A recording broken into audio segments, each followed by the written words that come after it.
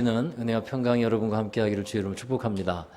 자, 우리 옆에 한번 이렇게 또 좌우에 인사, 옆에 또 앞뒤로 인사했으면 좋겠습니다. 이렇게 인사했으면 좋겠습니다. 평화를 이루시기 바랍니다. 예, 평화를 이루십시오. 아멘.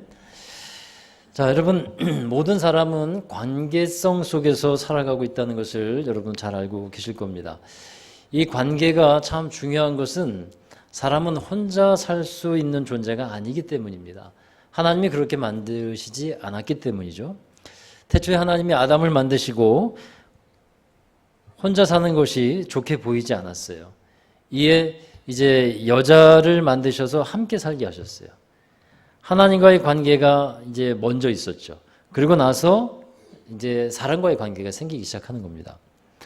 창세기에 나오는 아담과 하와의 관계를 생각해 보면 둘 사이의 관계가 정말 좋았을 때는요, 부러울 것 하나 없는 아주 행복한 관계, 행복한 가정을 이루었어요. 아담이 하와를 말할 때 내 뼈 중에 뼈요, 살 중에 살이라 이렇게 말했어요. 근데 인간이 죄로 인해서 타락하면서부터 그 관계가 금이 가고 깨어지기 시작하죠. 단절이 됩니다. 서로를 탓합니다. 서로를 책망합니다. 감싸주지 않습니다. 죄가 들어왔을 때 하나님과의 관계도 문제가 생겼고 사람과 사람과의 관계도 문제가 생기게 되었다 하는 거예요. 여러분, 이런 생각을 해봅니다. 여러분이 또 우리가 하나님을 믿는 신앙생활을 하면서 그저 은혜 받는 생활만 잘하고 살아간다면 얼마나 편안할까 하는 생각을 해봐요. 교회에 와서 예배를 드리고 말씀을 듣고 은혜 받고 그냥 그렇게만 살아가면 얼마나 좋을까? 얼마나 좋을까? 그냥 많은 사람들이 이제 교회를 선택합니다. 그리고 교회를 출석합니다. 나는 어디 교회를 다니고 있다, 나는 어디 교회를 섬기고 있다라고 말합니다. 그런데 여러분, 그 중에 많은 사람들이 교회를 세우고 이루어가는 일에는 함께 하려고 하지 않아요. 이때 사람들이 말하는 교회라는 것은 아마 그 건물을 말하는 것이라 생각이 들어요. 사실 교회는 본질적으로 건물이 아니고 예수 그리스도를 믿는 사람들의 모임입니다. 그래서 교회를 다닌다거나 섬긴다는 말은 뭐냐 하면 그 사람들과 공동체 안으로 들어온다고 하는 의미가 있는 거예요. 그런 의미가 있어요. 건물을 왔다 갔다 하는 것을 교회를 섬긴다, 다닌다라고 얘기하지 않는 겁니다. 자, 여러분은 어떠합니까? 개인적인 신앙생활이 있어요. 또 교회적인 신앙생활이 있는데 솔직히 개인적으로 은혜 받는 것으로 그냥 만족하고 싶지 않으십니까? 괜히 사람들과의 관계 속에서 부딪힘이 있고 이러저러한 신경을 써야 되고 솔직히 사랑하지도 않는 사람들을 위해서 수고와 헌신도 해야 하는 그 부담과 어려움을 갖고서 신앙생활을 하고 싶지 않지 않으세요? 예? 그저 기도원에 올라가는 것처럼 예배에 참석하고 그리고 말씀에 은혜 받고 그냥 기도하면서 내 마음과 삶의 유한과 평안을 얻고 그리고 돌아가는 신앙생활. 그것으로 그 정도였으면 좋겠다. 그 정도면 아무 문제가 없겠다라고 생각하는 사람이 여럿 있으실 것 같아요. 여러분, 그렇게 생각하는 이유는 뭘까요? 이 사람과의 관계에 대해서 오는 불편함이에요. 부담감이에요. 나의 가족도 아니에요. 나의 지인도 아닙니다. 그런 사람들을 교회에서 만났는데 목사님이 우리는 하나님 안에서 한 가족이래요. 한 가족이래요. 그리고 형제 자매라고 부릅니다. 솔직히 이거 어려운 일이잖아요. 솔직히 어려운 일이잖아요. 어떤 경우는 믿지 않는 세상 친구들이 더 편할 때가 많아요. 절에 다니는 어떤 친구가 얘기가 더 잘 통할 수 있습니다. 그들과 더 소통도 되고 더 즐거울 수가 있어요. 그게 사실이에요. 근데 여러분, 하나님은 그럼에도 불구하고 사람들이 모여서 교회를 이루어야 하고 교회 안으로, 공동체 안으로 들어와서 지체가 되어야 된다. 그리스도의 몸을 이루는 지체가 되어야 한다라고 말씀하고 가르쳐주고 있다는 거예요. 우리는 그것을 또 따라가야만 합니다. 여러분, 사람들이 모여있는 곳에는 어디를 가든지 사람과의 문제는 발생하기 마련이에요. 사람 간의 문제가 없는 곳이 어디 있겠습니까? 가정이라고 없습니까? 아니면 어디든 없겠습니까? 딱 한 곳이 있어요. 그것이 어디냐면 하나님의 나라예요. 천국에 가면 사람 간의 문제가 없어요. 안 믿어지세요? 한번 가봅시다. 가면 알아요. 가면. 하나님의 나라가 이루어지는 곳에서는, 하나님의 나라에서는 사람 간의 문제가 없어요. 한 청년이 스펄전 목사님에게 이런 상담을 했대요. 목사님, 정말 좋은 교회 하나 소개해 주세요. 좋은 교회. 교회마다 보니까 너무 문제가 많은 것 같아요. 그 말에 스펄전 목사님이 이렇게 대답합니다. 그래, 딱 한 군데 있어. 그런 교회가 딱 하나 있긴 한데 그 교회에 가면, 그 교회에 너가 가면 그 순간부터 문제 있는 교회가 돼. 그런 얘기를 했어요. 문제 있는 교회가 없습니다. 크던 작던 문제는 다 있어요. 여러분, 우리 교회 좋은 교회입니까? 그렇다고 문제가 없습니까? 예?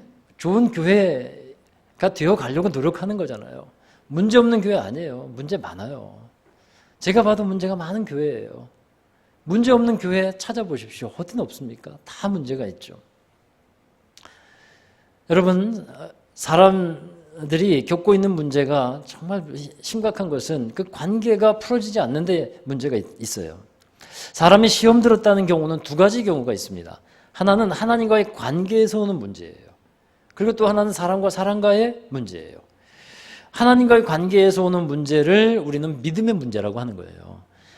믿음의 많고 적은 믿음의 강함과 약함의 문제예요. 이런 경우는요, 이런 것 때문에 믿음의 관계가 되어서 시험이 든다면 이것은 개인적으로는 이겨야 될 것은 이겨야만 풀어져요. 믿음의 은혜가 있어야 풀리는 문제가 있어요. 예수님이 네 가지 밭의 비유에 대해서 말씀하면서 돌짝밭에 관한 비유를 말씀합니다. 돌짝밭을 설명해 주면서 이것은 믿음의 밭의 문제다라고 말씀하고 계시는 거예요. 말씀을 들을 때에 그 말씀으로 말미암아서, 하나님의 말씀으로 말미암아서 믿음이 없어서 넘어지는 사람이 있다는 거예요. 그게 믿음이 연약하기 때문이라는 겁니다. 자, 여러분, 이런 경우는요, 어떤 방법으로 이길 수 있겠습니까? 믿음이 커져야 돼요. 강한 마음과 믿음이 되어야 하는 겁니다. 두 번째로는 신앙생활에서 대부분 교회 생활에서 시험은 또 사람과의 관계 때문에 찾아온다는 거예요. 그 문제가 정말 심각해요. 믿음이 좋은 사람이든 약한 사람이든 간에 이 사람과의 관계의 문제에 걸리면 많이 힘들어지고 넘어갑니다. 개인적인 믿음의 문제가 아닌 사람과의 관계의 문제로 인해서 힘들어하는 경우를 이 목사가 많이 봐요. 그러면 이 목사로서는 참 난감하지 않을 수 없어요. 사람들이 말을 합니다. 목사님, 교회가 말씀도 좋고요, 은혜가 있고요, 분위기도 괜찮고요, 다 좋습니다. 그런데 그 사람에게 걸리면요, 그 사람이라고 얘기 안 해요. 그 인간 때문에 못 나오겠어요. 그 인간 때문에 안 되겠어요. 여러분, 이런 말을 들을 때 참 난감해요. 어떻게 해야 하는지 좀 가르쳐 주시기 바라요. 제가 어떻게 해야 될까요? 그런 말을 들으며, 그런 시험에 걸린 분들을 보면 어떻게 해야 될까요? 자, 여러분, 먼저 이 사람과의 관계의 문제는요, 영적인 문제라는 것을 알아야 합니다. 영적인 문제. 보통 영적인 문제라고 하면 하나님과의 관계를 생각하게 되잖아요.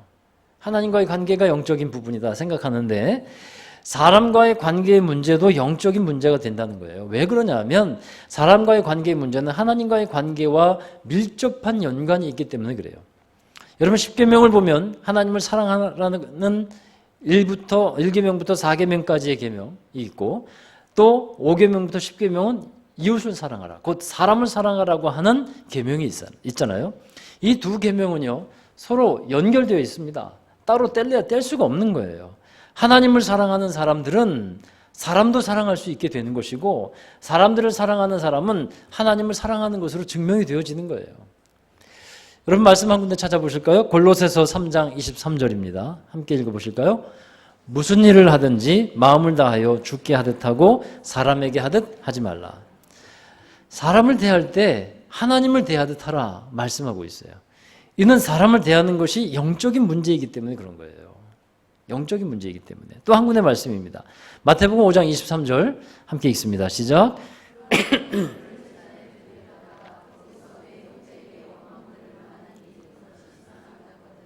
어떻게 하라는 겁니까? 나중에 말씀에.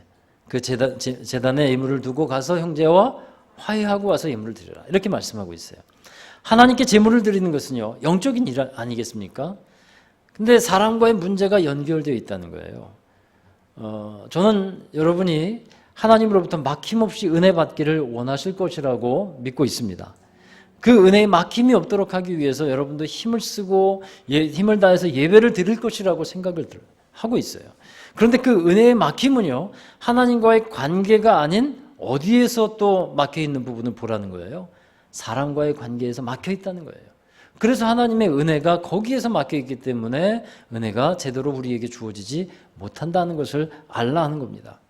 그러니까 사람과 막힌 관계 속에서는 하나님과의 관계도 막혀 있게 된다는 거예요. 그래서 사람의 관계의 문제는 영적인 것인데, 특별히 이 사람과의 관계가 많이 문제가 되는 사람들이 있어요. 많은 문제들이 생기는 사람. 대부분의 사람은요, 관계의 문제에서 그 상대방 때문에 문제가 생긴다라고 말을 하고 그렇게 태도를 갖고 있지만 사실은 그렇지 않습니다. 사실은 자기 자신에게 더 문제가 많은 경우가 대부분이에요. 나 자신과 하나님과의 관계에 문제가 있기 때문에 사람들과의 문제도 계속 발생한다는 거예요. 그러므로 사람과의 관계를 풀어가기 위해서는요, 하나님과의 관계를 먼저 봐야 돼요. 그러니까 나를 봐야 돼요. 우리 예수님의 사람이라고 하는 제자 훈련을 하면서 어제도 지난주에도 말씀했습니다만, 내가 죽어야 예수님이 산다라고 하는 말씀을 함께 나눴는데, 그렇습니다. 내가 아직 살아있기 때문에 사람과의 관계, 내 자아가 너무 강하기 때문에 사람과의 관계도 여전히 문제가 되어지고 있다는 거예요. 여러분, 사람과의 관계에서 가장 많이 상처받고 힘들어지게 되는 그 하나의 촉매제가 뭐냐면 말이라는 겁니다. 사람의 말. 사람들이 이 말로써 상처를 주고 말로써 상처를 받습니다. 오늘 여러분과 함께 읽은 말씀을 보면 다윗이 당했던 아픔과 상처를 잘 나타내주고 있어요. 시편 우리 109편 2절부터 4절에 보시면 이제 다윗이 굉장히 억울한 상황이라는 것을 짐작하게 하는 말씀이 있습니다. 사람들이 자기에 대해서 막 모함을 합니다. 악한 말을 합니다. 거짓된 말을 퍼뜨립니다. 그런데 우리 말씀에 보시면요, 우리 몇 절을 보시냐면 4절의 말씀을 보시면 다윗이 사람들을 어떻게 대했습니까? 사랑으로 대했어요. 선대했어요. 좋은 것을 대했어요. 은혜로 대했어요. 그런데 돌아오는 것을 보면 악한 말이 되어서 돌아오고요, 상처 주는 말이 되어서 돌아오고 거짓된 소문으로 돼서 돌아온다는 거예요. 여러분, 이와 같이 사람과의 관계에서 치명적인 요소가 되는 것이 뭐냐면 말이라는 거예요. 그래서 우리가 이 말을 잘 해야 되고요, 때로는 그냥 잠잠해야 될 때가 많은 거예요. 이 말 때문에 서로 간의 관계에 금이 가고 깨어지게 된다 하는 겁니다. 특히 여러분 경험해 보셨으리라 생각하는데, 억울한 말을 들을 때, 사실과는 다른 말을 들을 때가 있어요. 우리가 참 조심해야 되는 것이 있는데요, 그게 뭐냐면 누군가의 얘기를 할 때가 있어요. 여러분, 우리 모든 사람이 누군가의 얘기를 안 하고 살 수는 없습니다. 다른 사람 얘기를 어떻게 안 하고 삽니까? 다른 사람 얘기를 다 합니다. 다 하는데, 그리고 다른 사람 얘기를 할 때 그 당사자에게 일일이 가서 허락받고 할 수도 없는 노릇이에요. 사람들이 서로 얘기하다 보면 자연스럽게 다른 사람의 얘기가 나오기 마련입니다. 그런데 여기서 주의할 것이 있어요. 확인되지 않은 일을 사실인 양 말하는 것을 우린 조심해야 돼요.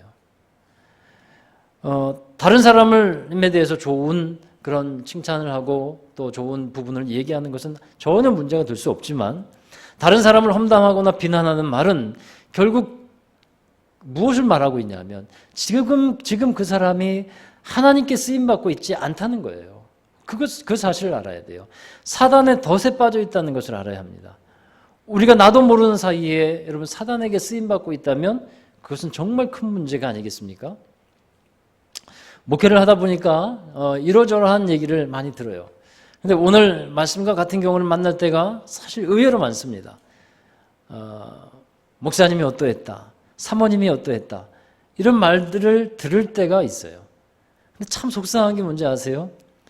그게 사실이 아닌데 사실처럼 얘기되고 있는 것을 들을 때, 말하자면 선한 의도로 좋은 뜻으로 한 말이었는데 그것이 사람의 말을 통해서 왜곡되고 잘못 전해지고 있어요. 그런 것을 들을 때 굉장히 속상해요. 자기가 그 일에 불평이 있는데 자기의 관점으로 말하고 나니까 그게 왜곡이 돼요. 그리고 때로는 나쁜 목사도 되고 사꾼 목사도 돼요.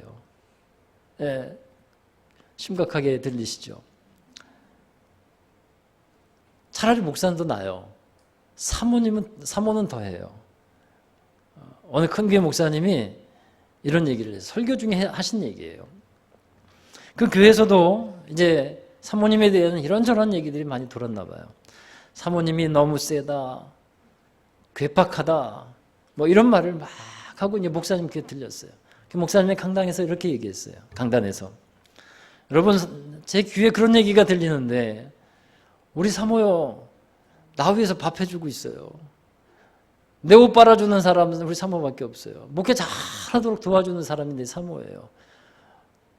세다고 하는 사모면 내가 데리고 살고 있어요. 그러니까 아무 말 하지 마세요. 아무 말 하지 마세요. 그렇게 얘기를 했어요. 제가 하고 싶은 말 대신하는 거예요.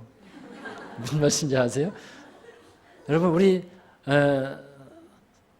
가장 좋은 사람이 저에게는 사모예요. 아멘 좀 해보세요. 괜찮아요. 제일 좋은 사람이 사모지 누구겠어요. 저를 위해서 밥도 해주고, 저를 위해서 빨래도 해주고, 예? 저가 목회 잘할 수 있도록 도와주는 사람 사모 아니겠어요? 그런 일을 하고 있는데 얼마나 귀해요. 그러니까 무슨 말씀을 드리고 싶냐 하면 없는 것을 있는 것처럼 그렇게 얘기하지 말자 하는 겁니다. 이제 어제 예수님의 사람이라는 제자 훈련하다가 그런 예화가 있어요. 선한목자교회 유기성 목사님, 그 목사님이 그 책에 그대로 나와 있어요. 그런 소문을 들은 거예요. 그러니까 목사님이 이러저러 했다는 소문을 들은 거예요. 그 소문은 근거 없는 추측에 의해서 만들어진 것이었다고 합니다. 더 황당한 것은 말도 안 되는 소문을 듣고서 사실 여부도 확인하지 않은 채 소문을 더 확대하고 재생산하더라는 거예요. 그래서 그 소문의 진원지가 그 교회의 어느 집사님이었다는 것을 알았어요. 실제로 목회하다 보니까요, 여러분 그 얘기가 어디서 나왔는지, 어떤 사람에게서 잘못된 소문이 확대 재생산됐는지 알게 돼요. 모르는 것 같지만 그냥 다 알게 돼요. 근데 이 목사님도 그 소문을 알게 된 거예요. 그 일의 원인도 알게 됐어요. 억울하죠. 속이 터지죠. 분하죠. 참기 어려울 정도예요. 그 집사님을 당장 불러서 왜 그렇게 말했는지 사과를 받아내고 교인들 앞에 서서 사과하도록 하게 하고 그런 심정이었대요. 그런데 과연 그렇게 했을까요? 그 예화에는 그렇게 이제 목사님이 안 했다고 나와요. 그렇게 하지 않았습니다. 그렇게 하는 것이 하나님이 기뻐하시는 것이 아니고 문제를 해결하는 방법이 아니기 때문이에요. 다만 해결 방법은 자기 자신이 그리스도 안에서 죽었음을 확인하고 선포하면서 하나님께 기도하는 것밖에 없는 거예요. 그래서 기도하기 시작했다는 거예요. 세상에서는 여러분 어떻게 해결합니까? 고소하거나 같이 따지거나 이래서 해결하려고 하지만 우리 하나님 안에서는 그게 해결 방법이 되지 않더라는 거예요. 그래서 같은 목회자의 고백이라서 사실 공감되는 부분이 많이 있었어요. 그리고 이와 같은 일들의 경험이 있었기 때문에 같이 공감이 됐어요. 여러분, 어떤 사람은 교회에 대한 악의적인 말을 해서 결국은 자기 생각일 뿐인데 그런 말로 인해서 다른 사람들이 영향을 받게 해요. 교회에 대한 좋은 생각을 갖고 있다가 불평과 원망을 하는 사람을 만나면 교회에 대한 좋은 마음이 싹 달아나가 버립니다. 그러면 그걸 듣는 사람이 교회를 나오지 않습니다. 여러분, 그러면 그 상처받은 영혼은 누가 책임져요? 누가 책임질 거예요? 이것이 얼마나 악한 일이고 큰 문제인지를 알아야 한다는 거예요. 이런 일들을 당하면 억울하죠. 있지도 않은 얘기를 들으면 억울한 거예요. 이건 목회자뿐만 아니라 성도 여러분 서로의 관계 속에서도 마찬가지예요. 세상으로 말하면 고소를 당하고 또 따져야 되겠고 당장 찾아가서 사과를 받아내야 되는 일들이지만, 그런데 우리 신앙인들은 해결책이 그게 되지 않는다는 거예요. 해결책이 뭐라고요? 기도하라는 겁니다. 그래서 다윗도 그 기도를 하고 있어요. 시편 109편 4절입니다. 함께 읽어보시죠. 나는 사랑하나 그들은 도리어 나를 대적하니 나는 기도할 뿐이라. 여러분 보십시오. 그들은 도리어 나를 대적하니 나도 맞받아 쳐줘야 맞는 거예요. 원래는. 근데 그렇게 하지 않고 나는 기도할 뿐이라. 그러면서 그 다음에 기도하는 내용은 하나님께 자신의 속상한 마음을 다 토로하는 거예요. 다 토로하고 어떻게 보면 저주 섞인 기도와 같은 것인데 하나님의 정의와 공의를 믿으면서 기도하는 거예요. 속에 있는 속상함을 다 드러내놓고요. 여러분, 이것을 제가 여러분에 말씀드린 이유는 저도 그러하지만 역시 여러분들 가운데서 혹시 관계에 문제가 생겼을 때 가장 먼저 해야 되는 것은 기도라 하는 것을 알려드리고 싶은 것입니다. 사람과의 관계 문제 스스로 풀려고 했을 때, 억울하고 원통한 일을 만났을 때 여러분 제일 먼저 해야 되는 것이 뭐냐 하면 기도라 하는 거예요. 다윗이 지금 사람들로부터 억울한 말을 들었어요. 있지도 않은 일이 거짓된 소문이 되어서 떠돌아다닙니다. 그는 그 사람의 멱살을 붙들고 싶었겠지만 하나님 앞에 나와서 기도했다는 거예요. 사람의 문제도 사람이 푼다고 풀어지지 않습니다. 하나님께서 풀어주셔야만 풀어지는 것인 줄로 믿습니다. 우리의 모든 상황을 하나님은 다 알고 계세요.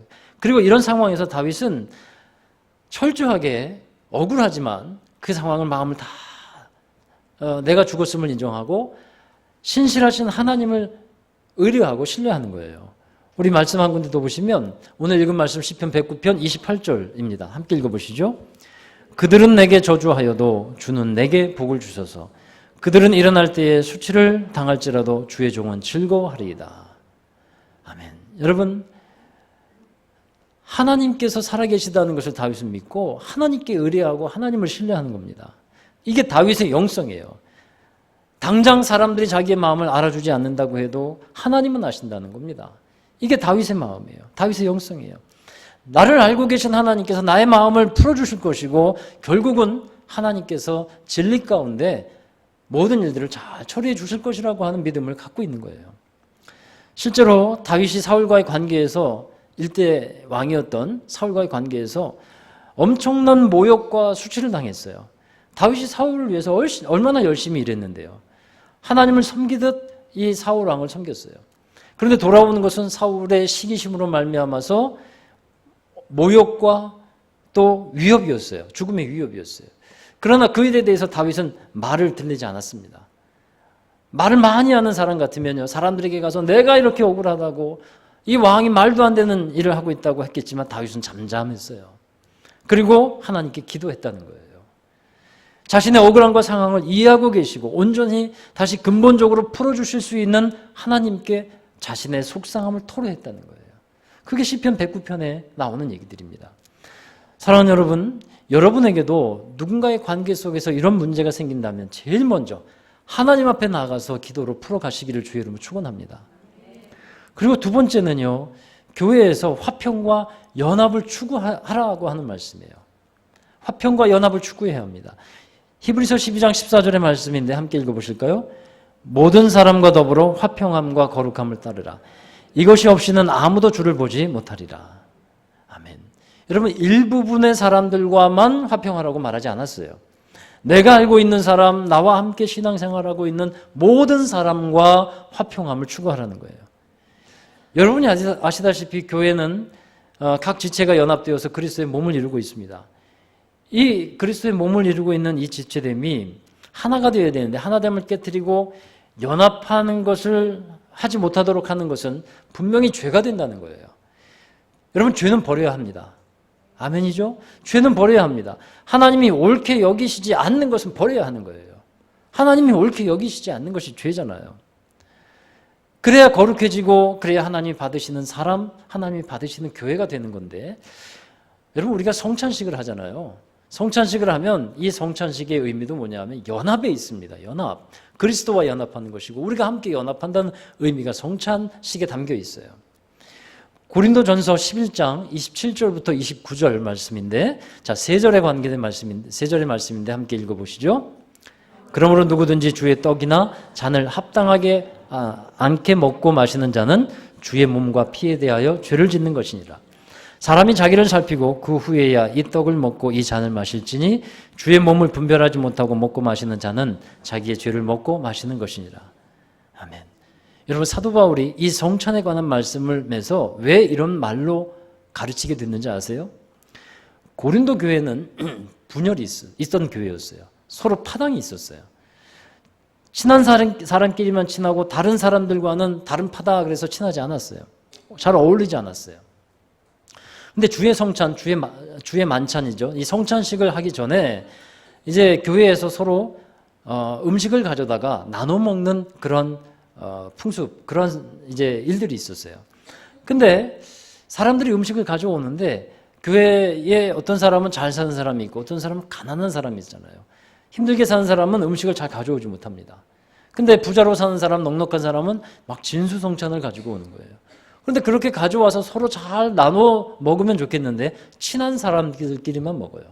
친한 사람들끼리만. 그래서 그렇게 모여서만 서로 음식을 나누는 겁니다. 그러다 보니까 가난한 사람들은 아예 식사를 하지 못하고 어떤 사람은 배불리 먹고 좋다고 즐거워하는데 어떤 사람들은 가난해서 어렵고 힘들고 밥도 먹지 못하는 그런 상태가 벌어지는 겁니다. 자, 이런 상태에서 사도 바울은 말하는 것은 뭐냐면 이런 삶을 사는 이런 교회에서 주의 만찬에 참여하는 것은 합당하지 않다. 이렇게 말하는 거예요. 이게 주의 몸을 분별하지 못하고 주의 살과 피를 먹고 마시는 자다. 그래서 이거는 죄를 먹고 마시는 거다라고 말씀하고 있는 거예요. 여러분, 어떤 사람은 오해하는데 밖에 나와서 내가 나쁜 짓을 했기 때문에 주의 성찬에 참여하지 못한다. 그게 아니에요, 여러분. 죄가 있기 때문에 성찬에 참여하는 거예요. 죄가 있기 때문에. 그 죄를 회개하고 하나님 앞에서 거룩한 몸과 살, 그것을 먹으면서 주님과 연합해서 은혜 안에서 다시 회복되어지고 용서받고 거룩한 삶을 살아가기 위해서 성찬에 참여하는 거예요. 죄가 있기 때문에 성찬에 참여 못한다고 하는 사람이 있는데 그건 잘못 알고 있는 겁니다. 그런 게 아니에요. 그게 아니고 우리가 교회 안에서 서로 하나됨을 이루어가는 지체로서 서로 이렇게 나누어져 있고 서로 막 파당을 짓고 서로 연합된 것을 깨뜨리고 있는데 그런 상태에서 은혜입니다라고 성찬을 받는 것 이게 합당하지 못하다라는 거예요. 고린도전서 11장에서는 그것을 가르쳐주고 있는 겁니다. 그것을. 그러니까 여러분 분명히 알아야 돼요. 이 성찬의 의미와 정신은 하나됨과 연합에 있다는 겁니다. 여러분 우리가 영적 싸움을 해나가는 사람들입니다. 그리고 교회는 주의 군대와도 같다 그랬어요. 그런데 그 군대는 여러분 누구와 싸워야 합니까? 대적들과 싸워야 되잖아요. 대적들이 있으니까 싸움이 있는 거잖아요. 영적 싸움도 대적이 있으니까 싸우는 거잖아요. 그런데 어처구니 없게도 그 대적과 원수를 내부에서 찾을 때가 있다는 거예요.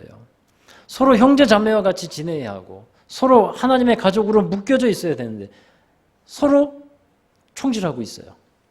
그러면 어떻게 될까요? 자멸하는 겁니다. 우리 젊은 아이들 말로요, 폭망하는 거예요. 폭망하는 거. 얼마 전에 이 분당의 우리 교회라는 곳에서 부목사님이 동성애 문제를 설교한 것을 가지고 큰 이슈가 되었어요. 그래서 그 분당의 우리 교회 이찬수 목사님이 우리 잘 알려진 교회잖아요. 사과도 했는데 그 사과의 내용은 부목사님이 설교를 잘못했다 하는 것이 아니었고요. 부목사님의 설교 표현 중에 하지 말아야 될 말이 있었고 너무 교만했고 또 성급한 말이 있었다. 이것을 좀 사과했어요. 근데 그 교회에서의 이 또 부목사님이나 이 이찬수 목사님이 하는 얘기가 뭐냐? 동성애를 찬성하거나 옹호하자는 내용이 절대 아니에요. 그런데 그 일로 인해서 기독교 내에서 교회 내에서 서로 다툼이 일어났어요. 제가 그래서 부목사님의 설교도 들어봤고 이찬수 목사님의 그 이후의 설교도 들어봤어요. 이찬수 목사님이 답답함으로 호소하는 말이 이거였어요. 왜들 그러냐는 거예요. 왜들. 동성애를 찬성하는 것도 아니고 동성애 반대한다고. 그 죄라는 거 분명히 인정한다고. 근데 문제는 왜 서로 내부적으로 우리끼리 총질하게 됐냐는 거예요. 이게 답답하다는 겁니다. 이게. 우리가 서로 힘을 합쳐서 대적을 향해서 사단을 향해서 싸우고 복음을 전하고 선교해야 되고 이래도 부족할 판인데 서로 싸우고 있으니 이게 어떻게 하나님의 일을 감당하는 교회가 되겠냐 하는 거예요. 여러분 이것은 우리 교회의 전체적인 문제인 것 같아요. 우리가 같은 믿음, 같은 무기를 들고서 영적 싸움을 해나가야 할 줄로 믿습니다. 세상을 향해서 진짜 공중 권세 잡은 이 사단을 향해서 영적 군대로서 나아가야 되는 겁니다. 그런데 그 무기가 서로 우리에게 들려져 있는데 그걸 가지고 서로 총질한다면 이건 말이 안 되는 거예요. 교회가 제대로 설 수 없다 하는 겁니다. 그러니까 누가복음 11장 17절의 말씀에 이런 말씀 예수님이 하고 있어요. 함께 읽어보시죠. 예수께서 그들의 생각을 아시고 이르시되 스스로 분쟁하는 나라마다 황폐하여지며 스스로 분쟁하는 집은 무너지느니라. 예수님이 이 말씀을 왜 하시게 된지 아세요? 예수님이 귀신을 내쫓고 사람들을 고치고 하니까 사람들이 예수님을 뭐라고 했냐면 귀신이다. 귀신을 힘입어서 예수님이 저 일을 한다. 귀신의 왕 바알세불을 힘입어서 저 일을 한다라고 말하는 거예요. 그러니까 예수님께서 그런 말을 하는 겁니다. 스스로 분쟁하는 나라마다 황폐해지며 스스로 분쟁하는 지금 무너진다. 여러분, 교회가 아름다운 교회가 되기 위해서, 능력 있는 교회가 되기 위해서는 어떻게 해야 될까요? 서로 총질하지 말아야 돼요. 할렐루야.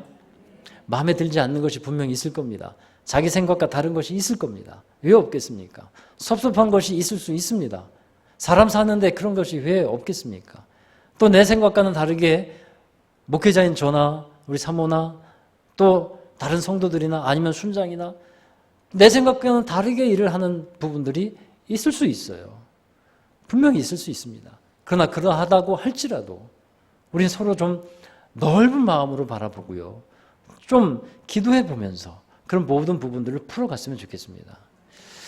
교회가 그래야 아름다운 교회고 능력 있는 교회가 되고 세상을 향해서 정말 힘있게 총질을 할 수 있는 거예요. 하나님의 말씀을 가지고요. 힘있게 싸울 수 있는 겁니다. 여러분, 초대교회가 왜 부흥했습니까? 초대교회가. 그 안에는 서로 사랑과 섬김과 나눔이 있었어요. 서로 감싸주는 게 있었어요. 사랑이 있었어요. 그래서 초대교회가 부흥하는 거예요. 사랑하는 여러분, 사랑의 나눔이 있고 섬김이 있을 때 우리는 다른 믿지 않는 사람들에게 복음을 그제서야 비로소 제대로 전할 수 있게 됩니다. 그 사랑의 섬김과 나눔은 힘이 듭니다. 왜 힘이 안 들겠습니까? 다른 사람을 섬기는데 내 힘을 쓰고 하는데 왜 힘들지 않겠습니까? 근데 그 힘듦이 다른 사람에게 하나님의 사랑을 전하는 귀중한 에너지가 된다면 그것처럼 가치 있는 힘듦이 어디 있겠습니까? 여러분, 하나님의 나라, 몸된 교회가 든든히 세워져 가는 것을 우리가 바라보면서 그 일을 위해서 우리 서로 화평을 추구하고 그리고 사람과의 관계에 문제가 생겼을 때 기도하며 하나님의 방법으로 하나님과의 관계를 다시 회복하면서 풀어가는 저와 여러분, 우리 모든 교회가 되기를 주의 이름으로 축복합니다. 기도하겠습니다. 사랑의 하나님, 우리가 살아가면서 뜻하지 않게 마음의 어려움을 사람 때문에 겪는 경우가 있습니다. 그러나 그때라고 할지라도 우리가 하나님과의 관계를 생각하게 하시고 우리를 무조건 용서해 주신 하나님의 그 사랑과 은혜 가운데 우리 마음을 내려놓게 하시고 또 하나님의 나라를 함께 이루어가는 귀한 믿음과 사명을 회복할 수 있도록 도와주시옵소서. 우리 제자로 교회가 모든 성도들이 서로 사랑하고 섬기며 나눔이 있고 또 희생이 있고 헌신이 있는 교회가 되게 하여 주셔서 하나님 이 시대에 멋지게 세상에 나아가서 주님의 나라를 건설해가는 교회가 되게 하여 주시옵소서. 모든 것 감사하며 예수 그리스도의 이름으로 기도하옵나이다. 아멘. 우리 다 함께 일어나셔서 우리 파송과 결단의 찬송을 함께 부르겠습니다. 사랑의 나눔 있는 곳에 하나님께서 계시도다.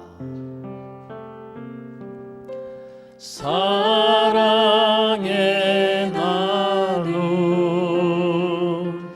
있는 곳에 하나님께서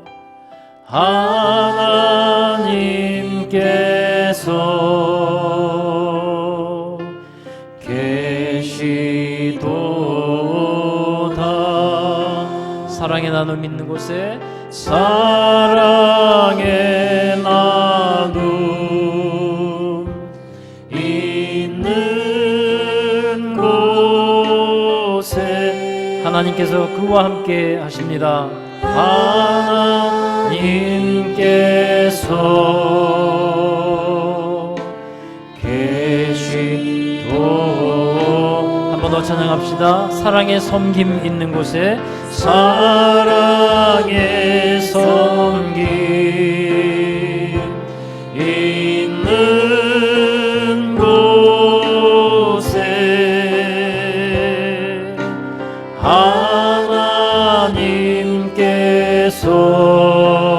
하나님께서 계시도 한 번 더 고백합시다. 사랑의 희생 있는 곳에 사랑의 희생 있는 곳에